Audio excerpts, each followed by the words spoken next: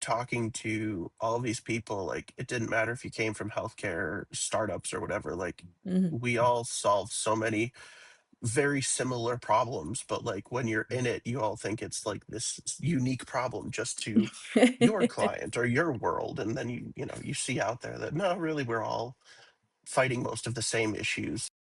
Welcome to Inside CTOx podcast. I'm Donna, head of membership and partnership, and today we're stepping inside the minds of some of the most innovative tech leaders out there. This isn't just a podcast, it's a place where CTO journeys come alive, where stories of struggles, breakthroughs, and growths unfold. We're here to unpack the experiences of real CTOs navigating through our CTOx accelerator and membership program. So sit back, tune in, let's get into the story. Welcome to another episode of Inside CTOx. Today, I'm delighted to introduce you to Michael Virnoche. Michael is a visionary tech leader who has rose to become the chief architect of one of the largest MSSP platforms in the world, where he helped process billions of security events every day. Over his storied career at IBM, he collected over 100 awards, multiple patents, and high level technical honors that cemented his status as a world class innovator. And since joining CTOX, Michael has channeled that same expertise into building a high impact fractional CTO service, helping companies navigate complex technical challenges while creating a career on his own terms. From architecting global security infrastructures to designing a life of freedom and purpose, Michael's journey is a masterclass in what is possible when elite tech leaders just bet on themselves. Welcome, Michael. Thank you. Delighted to have you here. Yeah, Now, good to be here. you joined CTOX. You were one of the very, very early adopters in CTOX, and we're grateful to call you one of our founder members. But talk to us about finding out about CTOX. How did that happen? Yeah, it was kind of just one of this weird kismet thing, late at night scrolling like Instagram, and I happened to see an ad for it. And something in it caught my attention between like Lior and Marissa, and I think within like 24 hours I was on the call talking to them. So Do you remember anything special about that call with Leora? it was a calming feeling talking to other. It wasn't salesy. It was a bunch of tech nerds talking to each other. And what was it about CTOX and the accelerator that you were like, this is what I need in my life right now? I think a lot of it came down to the the on ramp of having to build everything from scratch, and having kind of one of those architect minds. You can fall into like the over engineering everything. When do you know if the website is ready? When do you send out the first email? And it was, CTOX is kind of the group where they had a bunch to help accelerate that on ramp, and then I had the pushing of like, nope, just do it, just click the button, just send it. Yeah, we're a bunch of quick starts over here. We like to just get in and send it. And so talk to me about that first message getting sent out there. How did that feel? That was stressful. That was it took me a long time. I think you know that one. That took me a long, long time before I finally was willing to send it. But you rip the band-aid off, you do it the first time, and then after that it just gets easier and easier, and now it's second nature. Like That's it. Everybody has the same story. Like it's so hard to push that first button, and then like after that, it just gets easier and easier and easier. So how do you feel about that shift then from like W2 to like entrepreneurship? Like, do you see yourself now as a fully fledged entrepreneur? I think I go between the two. So there's being an entrepreneur and picking and choosing your future, it's a nice feeling of control. It is stressful. Um, I do very much appreciate that I get to pick and choose my clients. I vet the ones that I want to work with, and they're not dictated to me. The partnerships and the friendships that I get to make with them are Mm. it's a lot different being able to have that level of control. Um, at the same time, the W two is very nice and steady and comforting, and like I don't have to worry about the sales funnel and client acquisition and everything else. So, I mean, there's two sides to the coin, but yeah, I think there's definitely it is nice being able to have the control of who I'm going to be working with because I enjoy working with them. Mm. Did you have any entrepreneurial experience before joining CTOX, or was this all brand new? Um, Entrepreneurial in the sense that like I've, done consulting and things on the side, but really probably never did it the right way. Like, having to go through like, let's make sure all the paperwork is filed with the right agencies now. And, how do you do the sales and the marketing? It was very much people just came to me with a problem and I was like, yeah, I can fix that problem. Now having to like keep that pipeline always going, I think that was the part I never did before. Yeah. Well, as I always say, like sales is problem solving. Like come to me with your problem and I'll find you a solution. That is sales. Yeah. So how did you find the first sales experience, that first sales call? Like tell us about that.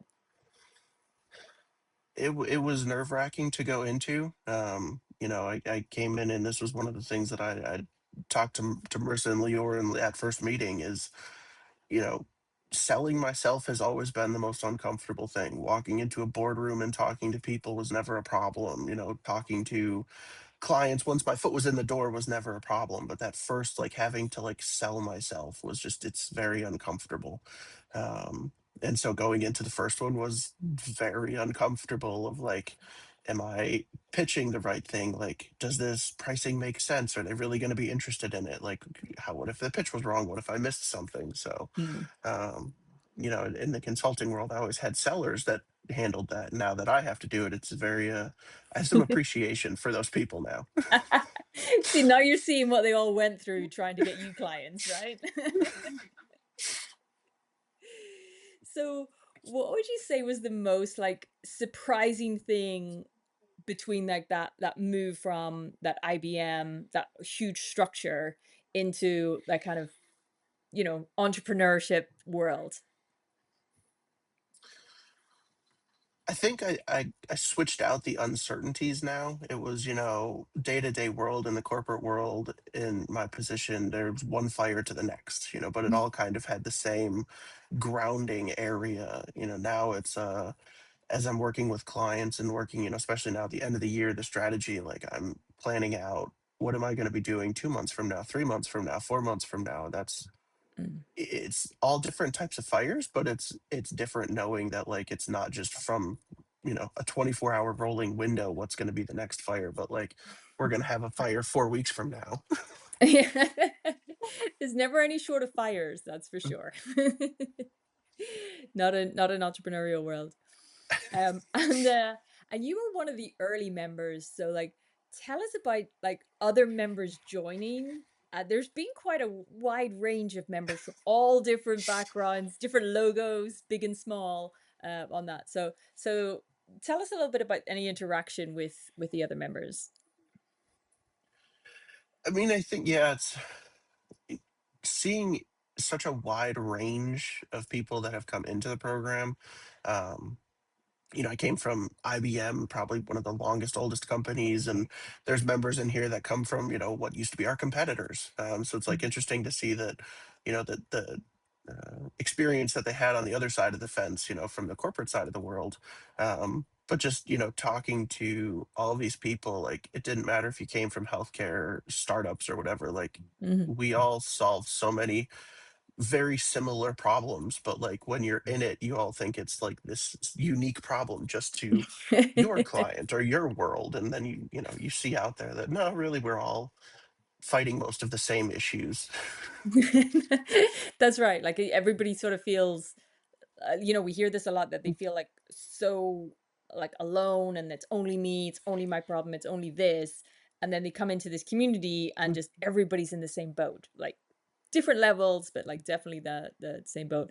Was there any moments or any people in particular in the membership that stand out? I think the two biggest ones that I've always tried to fall back on, keeping the relationships there would be Sanjay. I think Sanjay joined right around the same time I did. That's right, So yeah. one of the original OGs back in the day. Mhm. Um, he had just a very interesting story, and I never really thought about CTOs in the legal space. That was an Mm, area didn't, it makes sense, but it was one that I'd never even thought about. Um, and then George Reyna, I think I don't know if he was one of the earlier ones to join, but just his rapid acceptance of like everything AI and finding neat ways to use it. It seems like every week I'm getting some new, snippet of information or some new neat thing that he built. And I'm like, wow, that's super helpful. He's been so helpful to the community and to us, on the coaching side as well. Like he just yeah, he's always coming up with new ideas and I think like, being one of the younger members, joining, he was always like the most like energetic, I think, from them. So, as I mentioned earlier, you've won a few awards, one or two. So, how does how does it feel when you win those awards versus the other accomplishments that you gain through being an entrepreneur? I think it's a similar feeling, in the corporate world, you have to try and win these awards to have some feeling of like you did a good job. Mm, And they start to come out, and there's different tiers and values to them and all of that. But working with my clients on a day-to-day basis and seeing that they've hit their next milestone target, or they're growing, how we had planned to get them there, and we're both mutually hitting the goals that we had defined. Like, it's not a little award that comes in the mail or something tangible like that, but there is that award that, like, I'm tying my success to their success. And so as long as we're both moving in the right direction, it's rewarding versus necessarily needing a reward. that's a great word, but rewarding versus rewarded. Fantastic. And I what I love about what you're saying is like you're part of that team. Like I think sometimes people see fractional CTO as more along the lines of like a consultant or an external person coming in, whether we like to think of fractional CTOs as a CTO, as a member of the team. Do you see that a lot with your current clients? Do you feel like part of the team? Yeah, I think very much so. It's right there in it with the other, the executive teams and the leadership on these companies, whether it's in their strategy planning meetings that we're doing now that we're in Q4, to just knowing that when they're not sure on to do something, it's me that they're gonna ping, and we're sitting in Slack together. So um I think, yeah, like, and I've done years of consulting where, like, you come in, you Mhm. fix your thing, you leave, and you just you're in and out. Mhm. um Again, I think it goes back to being able to pick and choose the clients that I want to work with, because I value those long-term relationships. So Mm. Yeah, long-term relationships for sure. And that's we talk about the four freedoms, and one of those freedoms is getting to choose the clients. And I don't know if you attended recently, but Lior did a session on red flags on clients. And I'll have have to you catch that replay. you have to watch that replay. It's a really good one because I think probably 30 to 40% of the membership has had that experience with either about maybe they haven't converted as a client, but maybe in that lead or prospecting, but and they've seen those red flags, but it can be it can really kind of dampen, your spirits working with people who just don't have the same mindset or the same values, for that. So 12 months, 12 months in, let's look another 12 months out. So the end of 2026, what does that look like for you? And I've been trying to think on this one now, looking into where how much I've scaled in 2025. Um, I think in 2026 I'm looking at potentially maybe only one more client, bringing them on. And continuing to expand my current clients. We've got, well, the way that I'm starting a lot of the journeys again, because I'm looking for long term, is we start a lot smaller, um, and like kind of prove that it's a good working relationship and that they're getting the benefit out of it. So now going into 2026, expanding my existing clients into, you know, basically getting more involved with them. Um, Mm. but yeah, I don't think I'll be doing any huge sales pushes in 2026 and marketing campaigns. So Well, we always like that little trickle, and we never know what's gonna happen. There's like, additional leads coming in and things. So, that is the exciting thing about entrepreneurship as well. Like we never know what potential could happen in the next few months. Keeps it yeah, exciting.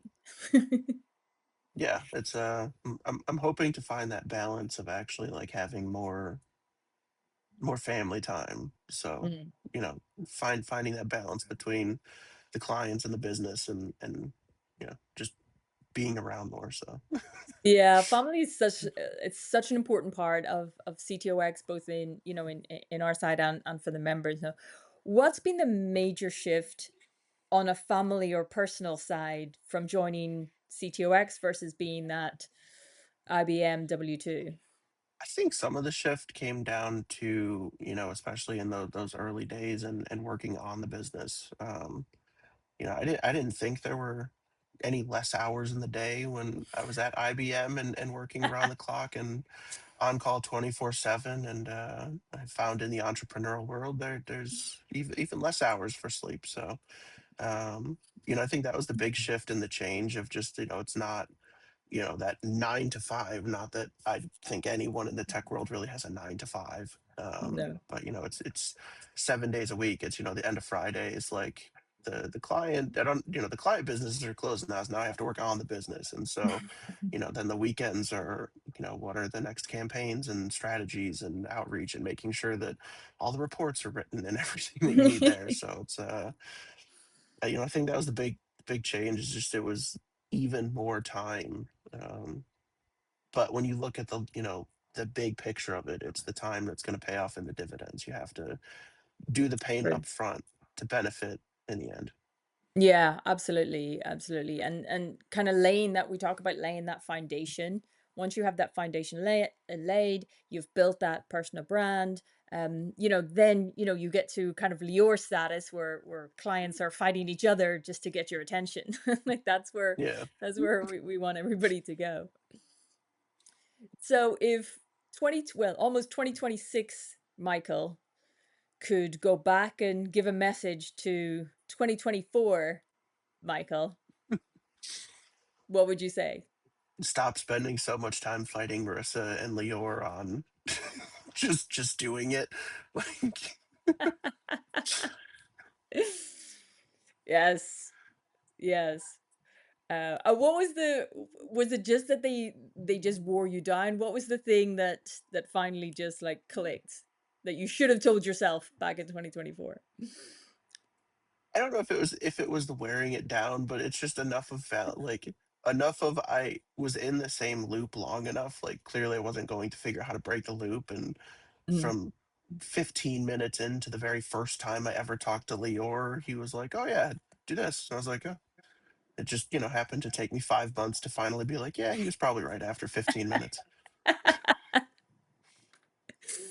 He's not often wrong. He is he's not often wrong.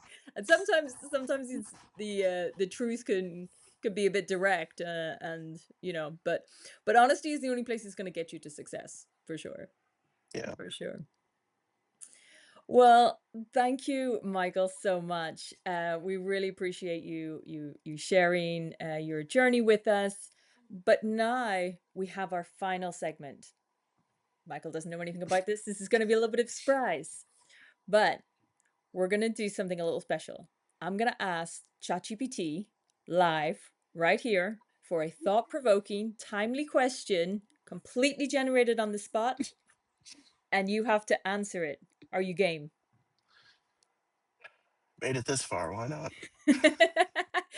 Spoiler alert, you're not allowed to say no. Okay, so I'm going to bring up my ChatGPT There we go. We all love ChatGPT here. Mhm. So, hello, ChatGPT. We love a bit of spontaneity, so we thought who better to challenge us than AI? What question would you like to ask fractional CTO Michael at this exact moment in time? Okay. Oh, okay. Michael, ChatGPT would like to know if you could fractionalize any role beyond CTO, so CMO, CFO, or even CEO, which one would you disrupt next and how would you do it differently? Fractionalize for my own business, or I would fractionalize it. If you could fractionalize any role, that's the question. That's what they said. I think I'd have to go CMO on that one. And then I never have to deal with marketing again.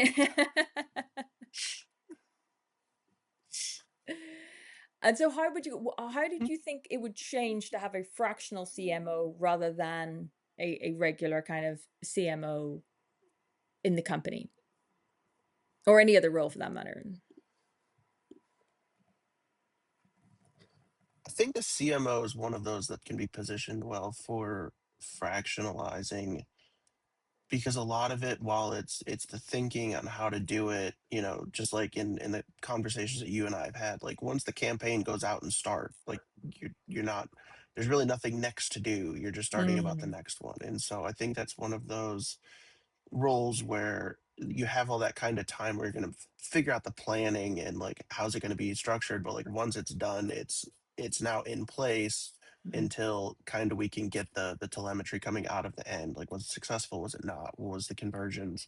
But like mm, from the CMO perspective, once you start the campaign and it's a lead is coming into the funnel, it's really no longer the CMO's responsibility to like close the deal. Like the point is you that's got the right. lead. So I think from that aspect of it, the CMO is a good fractional opportunity.